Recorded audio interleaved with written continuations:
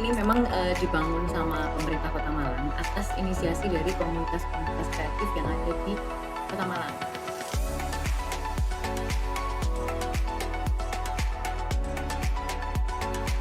Terbukti selama 1 tahun MCC beroperasi dari Desember 2022 sampai akhir, kemarin data yang terhimpun, itu sudah ada 3.269 event yang Oh, banyak ya? terselenggara di MCC.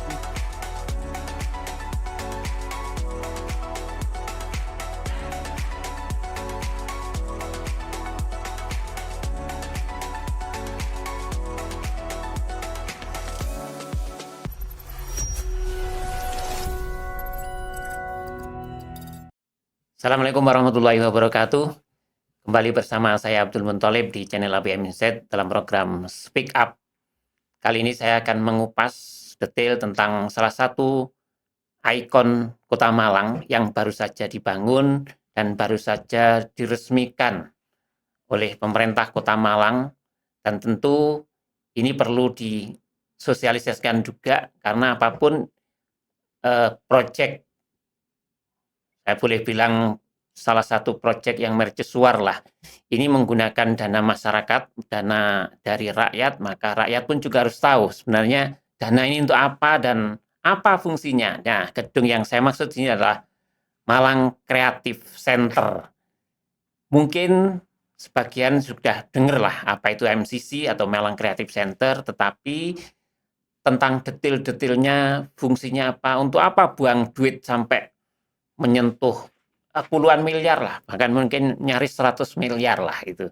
Itu fungsinya apa? Apakah nanti gedung ini jangan-jangan tidak ada yang ngisi, jangan-jangan hanya menjadi kayak museum, ya kira-kira begitu. Nah, karena itu saya mengundang dalam podcast ini salah satu manajer yang cantik lah ini, manajernya kreatif tentu, Mbak Frisyanti Yuan.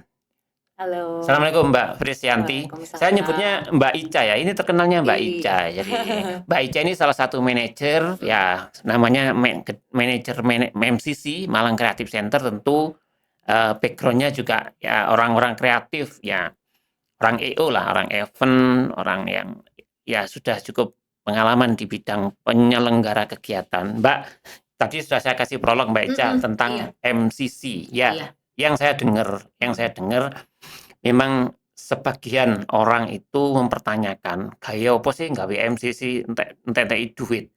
Kenapa nggak digawe duitnya dibangun eh, rumah, misalnya rumah orang-orang yang apa istilahnya, bedah rumah dan sebagainya.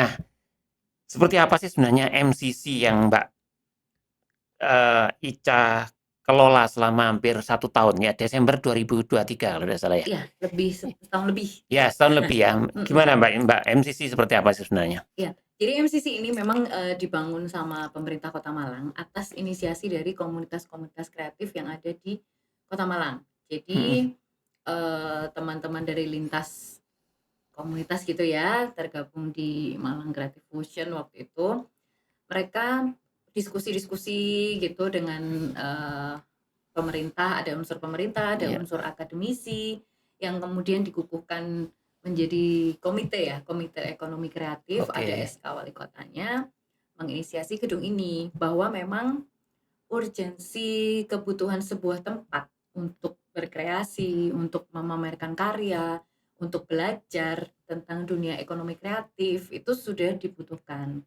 Mhm mhm. Tuh, makanya, akhirnya dibangunlah gedung ini.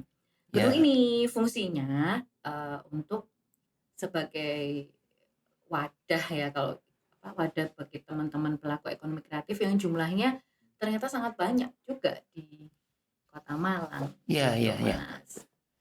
Jadi gini Mbak, sebelum ke fungsi ya, Mhm, memang ada pertanyaan begini, dunia sekarang ini kan semua serba digital, mhm mhm, semua betul. bisa dilakukan di mana saja, ngapain sih harus bangun gedung besar sampai 8 lantai atau 7 lantai ini ya? 8 8 8 lantai lantai, lagi. Nah, heeh, ya ini kan perlu dijelaskan, kenapa mhm. harus seperti itu Mbak?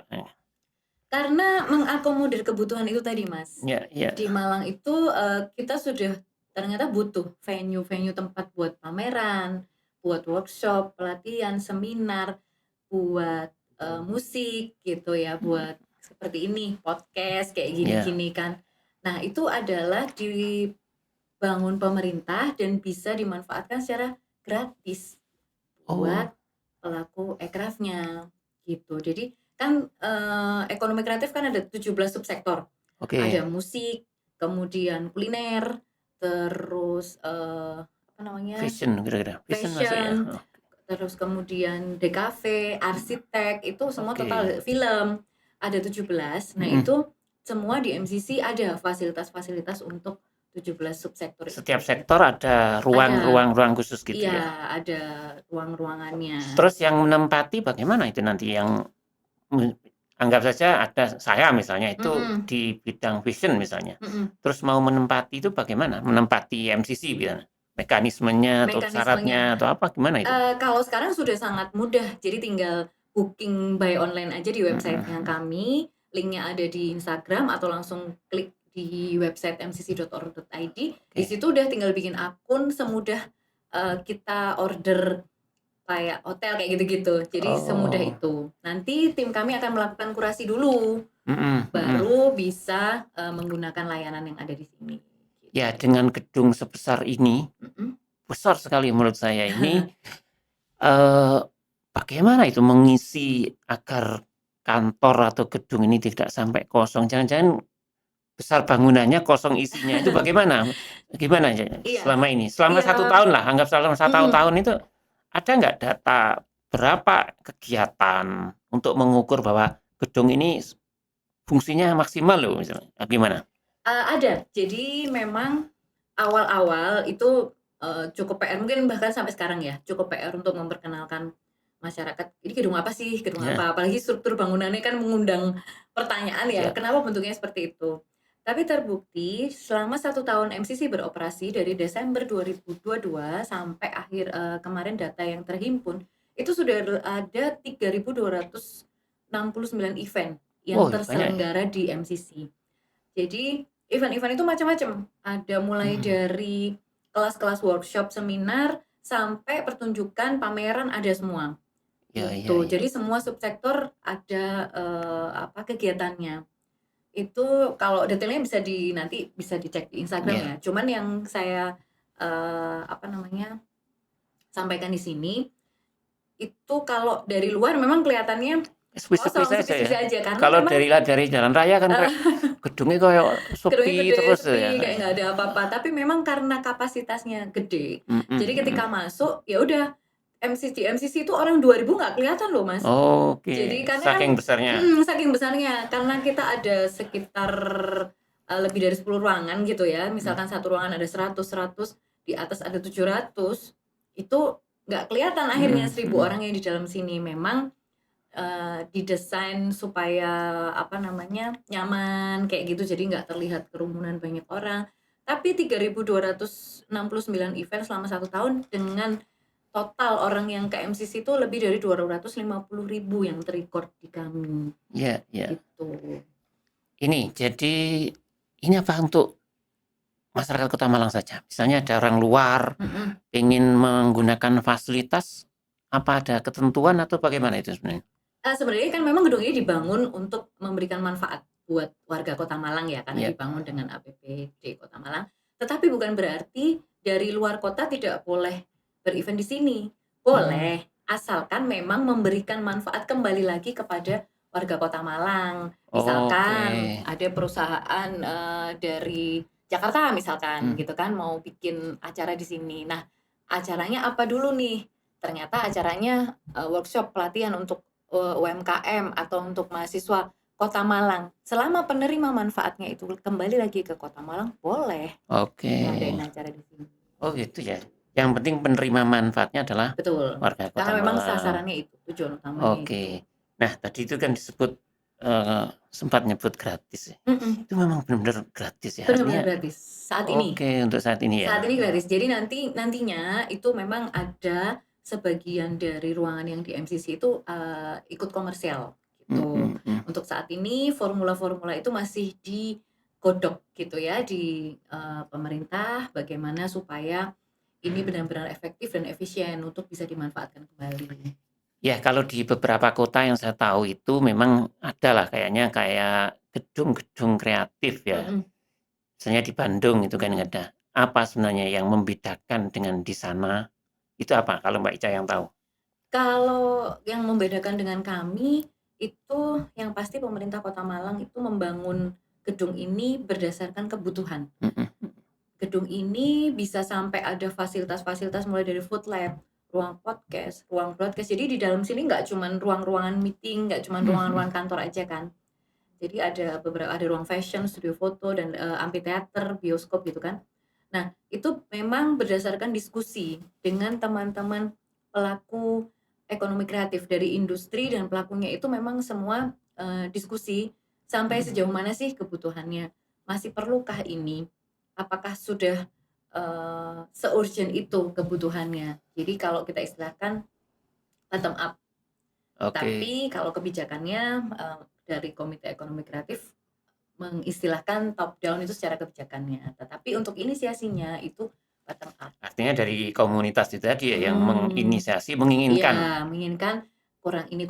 Jadi kita sampai ada studio rekaman musik, kemudian ruang Mhm. podcast seperti ini, ada food lab. Food lab itu tempat untuk, bisa dipakai untuk semacam eksperimen atau mini factory didampingi sama pembina-pembina yang, pelaku-pelaku ekraf yang sudah di bidangnya gitu Iya. kan. Kadang juga pelatihan bikin apa, cookies misalkan baking atau apa, itu bisa. Itu kan juga bekal-bekal ya, untuk Mhm. bisa Mhm. menjadi nilai ekonomi sebenarnya, Ya, gitu. untuk tadi disebut dalam 1 tahun itu 3.000 Mhm, sekian event ya, mhm.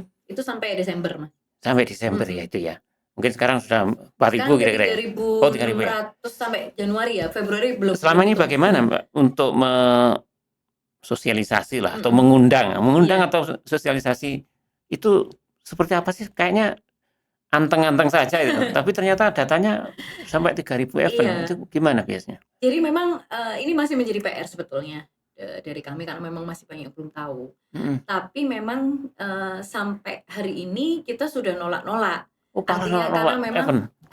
Oh. karena memang terbatas ya. Mhm. Nolak-nolak bukan berarti nggak boleh, tapi karena memang terbatas. Jadi kayak ruang meeting itu kita cuman punya 2, kayak gitu co-working space cuman punya 4. Nah, sementara ada kebutuhan-kebutuhan yang berbarengan di tanggal yang sama, jadi terpaksa kita tidak bisa akomodir. Tapi beberapa ruangan juga Mmm. masih tersedia, dan ada juga ruangan yang belum optimal, ada. Pasti kan dalam sebuah gedung ada macam-macam ruangannya, pasti kan ada ruangan yang pasif, ada ruangan yang aktif terus, kayak gitu-gitu. Yang kami lakukan ya selama ini kan 2023 itu by aktivasi event. Jadi Oke. bikin event sebanyak-banyaknya, datangkan orang sebanyak-banyaknya, bikin itu artinya kita kolaborasi ya sama pelaku ekraf supaya orang banyak yang tahu, "Oh ternyata MCC bisa dipakai ini, oh ternyata ini ada di MCC," kayak gitu. Oke. Nah itu yang kami lakukan, jadi lebih ke word of mouth ya, dari ketok tular. Mhm. Aku bisa kok, jadi kebanyakan yang datang juga dari referensi. Saya kemarin, Mhm. datang atau dia datang diundang misalkan, acaranya ini gitu, terus dia bikin lagi, akhirnya kayak begitu Iya. impaknya. Tapi di 2024 ini kami sudah mulai menyusun untuk, pendekatan program. Jadi kita kerjasama program, supaya memang tujuan utamanya MCC, tercapai. Tapi event pun event-event ada beberapa Mhm. event yang mungkin tidak boleh ya, kayak misalnya kampanye boleh nggak di sini? Oh boleh. Oh, nggak boleh ya? Iya, kemarin memang, tantangan ya, karena Mhm. waktu menjelang menjelang, apa namanya, pemilu, Heeh. banyak, memang event-nya kayak seminar, sosialisasi, nah itu kita harus bener-bener tahu nih, Ya, ini kurasi itu tadi ya? kurasi. Oh, Jadi semua berarti filternya di Mbak Ica ya itu ya? ya di tim saya. Jadi memang Heeh. siapapun boleh ngajuin, apalagi kan sekarang udah online ya, Mhm. jadi nggak perlu, susah-susah datang ke sini, bawa proposal yang tebel kayak gitu, enggak. Tapi cukup di sistem aja, kalau ada proposal silakan di-upload di situ, kita bisa pelajari, nanti kita akan feedback, Oke. follow up ya, follow up, "Ini acaranya apa?" Biasanya kita ada sedikit wawancara gitu kalau Mhm. memang Mhm. kegiatannya, apa, kayak kok kurang jelas di kita, kayak gitu. Tapi selama memang kegiatan yang pertama, beririsan dengan ekonomi kreatif, kita pasti akomodir kok, Oke. selama ruangannya tersedia, gitu. Yang politik nggak boleh ya intinya? Iya, Karena resisten sekali kan? kemarin sih kita kita pasti dukung ya, kita Mhm. dukung pemilu, sampai kita bikin kerjasama dengan teman-teman, sindikasi, beberapa sindikasi gitu kan, bikin voters Vibe, sampai kita dukung teman-teman caleg yang memang mau, semacam kampanye, tapi kita buatkan program. Jadi tidak secara langsung, tapi lewat kolaborator, supaya juga mereka aware dengan ekonomi kreatif yang Ya. ada di Kota Malang. Harapannya kalau si caleg ini terpilih kan juga MCC juga dapat kan, sudah Mhm. tahu ya manfaatnya apa, gitu. Oke. Jadi tapi kalau kegiatan secara masif yang mendatangkan massa dan itu berbau politik, memang tidak kita akomodir. Oke. Ya ini Gitu. teman-teman sahabat APM Insight mungkin, biar sedikit tahu lah tentang, tapi nanti kita akan lihat Mbak Ica, kita Mhm. pengen lihat beberapa ruang Oh saja. boleh boleh, Sebenarnya monggo. apa sih yang menjadi daya tarik yang membedakannya, pertanyaan tadi yang Mhm, membedakan, eee, isi dari MCC ini dengan gedung-gedung kreatif di beberapa kota itu apa sebenarnya? iya Dan tadi saya pengen lihat juga iya, di sana seperti apa, karena ya itu tadi saya sebut di gedung kreatif itu di beberapa kota sudah ada. mhm Cuman apa kelebihannya di Kota Malang dengan yang lain, itu yang mhm, mungkin tidak banyak orang tahu, Mbak, iya, ya. Nanti kita pengen lihat tentang itu. Sahabat APM Insight, sekilas memang diskusi kita dengan Mbak Ica, tapi setidaknya gambaran apa itu sebenarnya MCC kan sudah cukup detail disampaikan oleh Mbak Ica. Saya kira itu dialog saya dengan Mbak Ica selaku manajer Malang Creative Center. Semoga gedung ini menjadi gedung yang benar-benar menciptakan, melahirkan, kreativitas yang ujung-ujungnya adalah menumbuhkan ekonomi. Tentu kan itu kan arahnya nanti dari kreatif menghasilkan perputaran iya, ekonomi dari pelaku kreatif itu sendiri. ekosistem, itu Pak Ekosistem tadi, ya, yang ekosistem lupa ya. nyampein. Jadi ekosistem yang Mhm, kita MCC bukan sekedar gedung-gedung, ruangan-ruangan kayak gitu yang bisa dipakai, tapi yang, tujuan utamanya adalah ekosistem, ekosistem itu. pengembangan ekosistem, saling terkait satu sama lain, Betul. gitu. Itu sekarang pelan-pelan mulai terjalin. Oke. Mudah-mudahan segera ekosistemnya sudah segera terbentuk dengan masif. Baik, apapun ini harus kita dukung karena salah satu ikon kalau ngomong Kota Malang sekarang ya salah satu yang jadi ikon ya Malang Creative Center, dan ini saya kira harus didukung, dimanfaatkan secara maksimal karena saya yakin kok pembangunan ini tidak sia-sia, insya Allah begitu. Insyaallah. Dan terima kasih sahabat APM Insight. Assalamualaikum warahmatullahi wabarakatuh.